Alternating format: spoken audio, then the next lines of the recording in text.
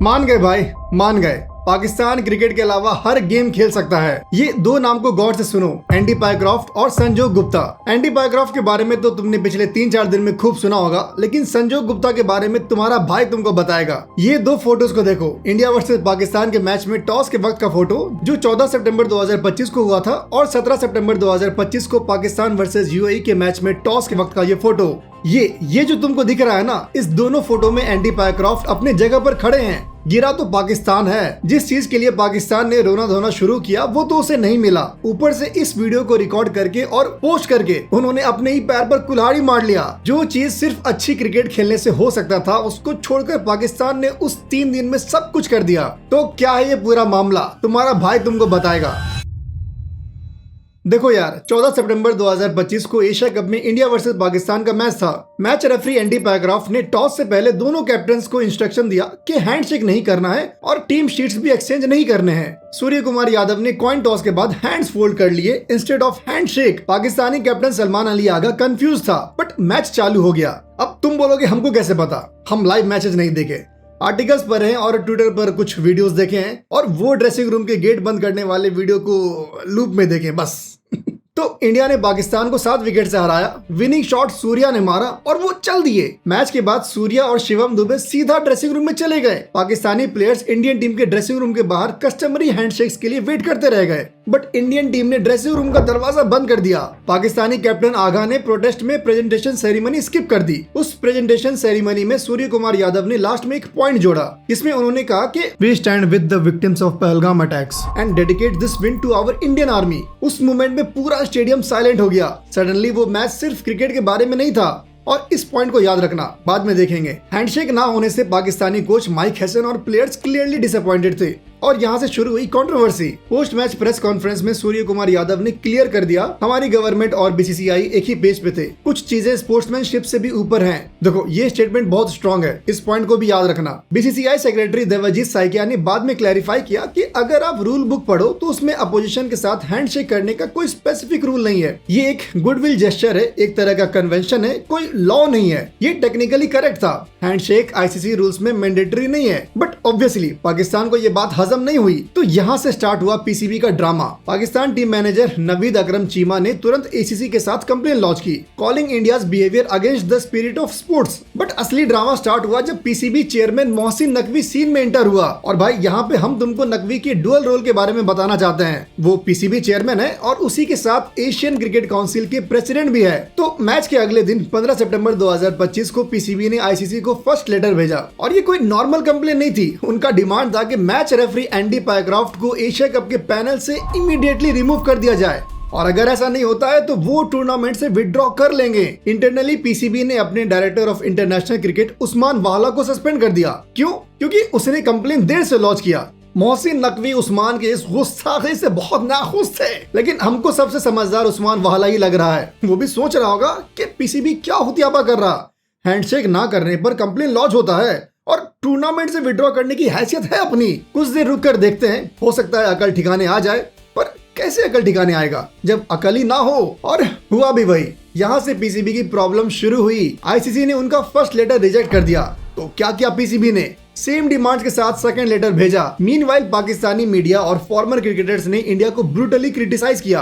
इस बीच आईसीसी और पीसीबी का एक दूसरे को पत्र लिखना जारी रहा। 16 सितंबर 2025 को पाकिस्तान का कैप्टन सलमान आगा ने pre match press conference cancel कर दिया। पाकिस्तानी प्लेयर्स और उनके बोर्ड की हरकत से दिख रहा था कि वो लोग मैच खेलना नहीं चाहते। भाई, जिसके लिए तुम लोग दुबई आए हो वो तो करो। वो लोग बस एक बहाने से टूर्नामेंट से विड्रॉ करना चाहते थे, क्योंकि उनके बोर्ड को भी पता है कि बेकार प्लेयर्स के बेकार परफॉर्मेंस से जलील होने से अच्छा है रोना धोना करके निकल लेते हैं यहाँ से। 16 सितंबर को भी जब प्लेयर्स को ट्रेनिंग करना चाहिए, फील्डिंग ड्रिल्स करना चाहिए, वो लोग अपना फुटबॉल खेल रहे हैं। भाई, अगर कि तुम वर्ल्ड के नंबर 1 या नंबर 2 टीम हो या जीत के आ रहे हो तो समझ में भी आता है। एक दिन बाद तुम्हारा मस्ट विन मैच है, तुम फील्ड पर नौटंकी कर रहे हो और तुम्हारा बोर्ड फील्ड के बाहर। अब आते हैं 17 सितंबर 2025 पे, जब रियल ड्रामा अनफोल्ड हुआ। पीसीबी ने पाकिस्तानी प्लेयर्स को इंस्ट्रक्शन दिया कि वो होटल में ही रहे, स्टेडियम ना जाए और नेटफ्लिक्स देखे। या ये झूठ है, उनके पास नेटफ्लिक्स के सब्सक्रिप्शन का पैसा है। ये था उनका बॉयकॉट थ्रेट, आईसीसी को प्रेशराइज करके एंडी पायक्रॉफ्ट को रिमूव करने का। देखो, हम सबको पता था कि पाकिस्तान के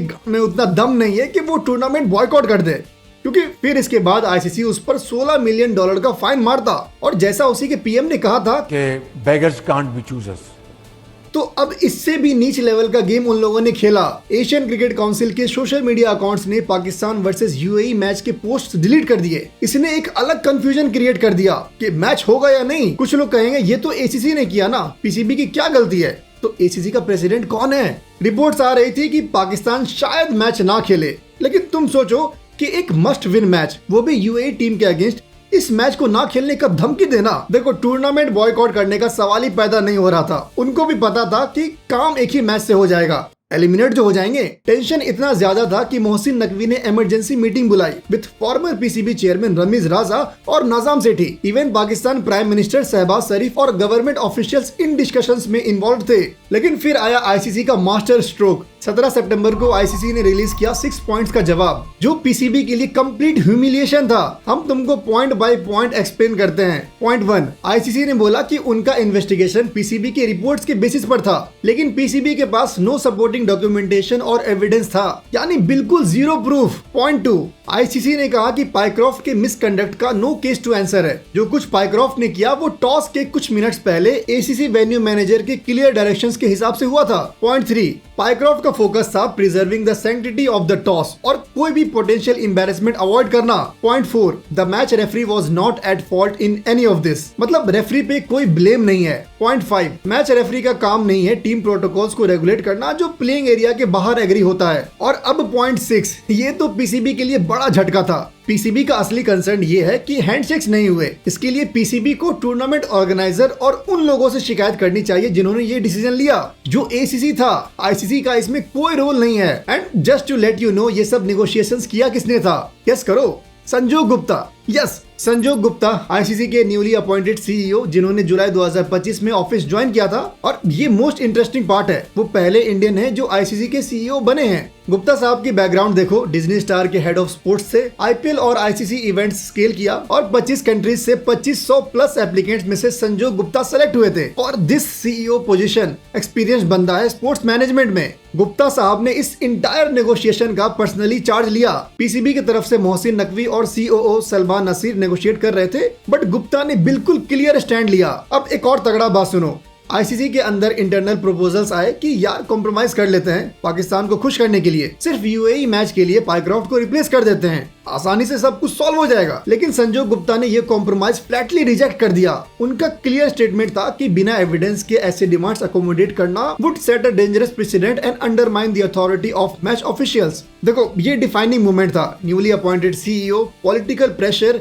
internal compromise suggestions, but Gupta ने प्रिंसिपल पे स्टैंड लिया। तो जो 6 पॉइंट का जवाब आईसीसी ने दिया, मतलब सीईओ संजोग गुप्ता और जनरल मैनेजर वसीम खान ने दिया, उससे आईसीसी ने इफेक्टिवली कहा कि PCB should complain to tournament organisers which is Asian cricket council. और एसीसी का प्रेसिडेंट कौन है? मोहसिन नकवी हिमसेल्फ। मतलब आईसीसी ने इनडायरेक्टली कहा कि नकवी साहब अपने आप से कंप्लेन करो। पीसीबी चेयरमैन के रूप में मोहसिन नकवी प्रोटेस्ट कर रहे थे एसीसी के डिसीजंस के खिलाफ। और आयरनी देखो, एसीसी का प्रेसिडेंट भी वही मोहसिन नकवी है। संजोग गुप्ता ने ब्रिलियंटली ये स्ट्रेटेजी यूज की। Instead of getting into political debate, simply redirect PCB to their own boss. तो बात अब पीसीबी की इज्जत पर आ चुकी थी। 17 सितंबर को मैच से पहले पाकिस्तानी प्लेयर्स होटल से नहीं निकले। तब आईसीसी ने सजेस्ट किया कि पाकिस्तानी कोच और कैप्टन पाइक्रॉफ्ट से एक मीटिंग कर ले। ये न्यूज जब पाकिस्तान में नकवी और बाकी मेंबर्स को पता चला, तब प्रेस मीट में एक बंदा आकर कहता है कि अंदर मीटिंग चल रहा है, वी होप कि हमें कुछ गुड न्यूज मिले। अब देखो, पीसीबी, एसीसी और मोहसिन नकवी को अपनी इज्जत बचानी थी। जिस एरिया में मीटिंग हो रहा था उसमें मोबाइल फोन्स अलाउड नहीं है। पाकिस्तानी टीम ने धमकी दिया कि अगर हमारे मीडिया मैनेजर को वीडियो कैप्चर करना अलाउ नहीं करोगे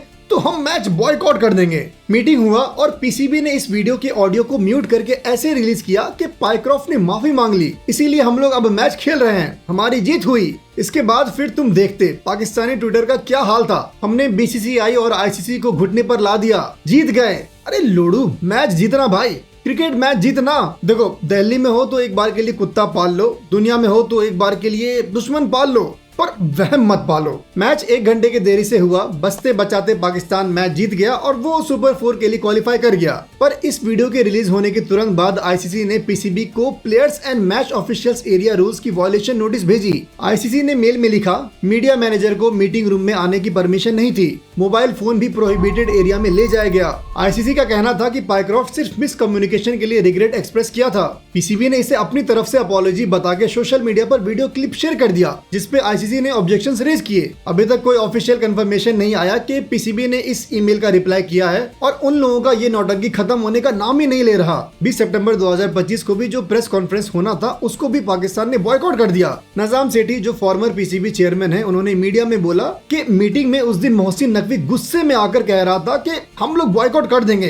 होने तो जो होगा। भाई यही होगा कि कटोरा हाथ में आ जाएगा। देखो, तुम सोच रहे होगे कि पाकिस्तान इतना बेवकूफ कैसे है कि हैंडशेक की वजह से इतना बवाल मचा रहा है, लेकिन ये हैंडशेक का बात है ही नहीं दोस्त। जब इंडिया ने प्रेस कॉन्फ्रेंस में पहलगाम अटैक को कंडेम किया तो इंडियन टीम की इस जेस्चर को वर्ल्ड वाइड एप्रिसिएशन मिलने लगा। सोशल मीडिया पर इंडिया की वाहवाही हो रही थी। इंटरनेशनल मीडिया ने इंडिया के इस स्टैंड को प्रेज किया था। पीसीबी हैंडल नहीं कर पाया कि इंडिया को एक क्रिकेट मैच से पॉजिटिव पीआर मिल रहा है और पाकिस्तान बैड गाइज लग रहे थे जो इनडायरेक्टली टेररिज्म सपोर्ट करता है। तो ये वजह है ये सारा ड्रामा करने का। That's why पाकिस्तान का पीएम भी इस सब में शामिल हो गया। मेरा यहाँ पर पाकिस्तान को एक छोटा सा मैसेज है कि तुम बस अच्छा क्रिकेट खेलो, तुमको ये सब नाटक नौटंकी करने की जरूरत नहीं पड़ेगी। तो हम इंडियंस को सुख चैन से रहना है और क्रिकेट को एंजॉय करना है। इसीलिए हम तुम लोगों को बताए थे कि क्यों अब हमें इंडिया पाकिस्तान मैचेस को अवॉइड करना चाहिए। जिन्होंने नहीं देखा वो यहाँ पर क्लिक करके देख लो। मिलते हैं अगले वीडियो में, तब तक के लिए ख्याल रखो अपना और अपनों का।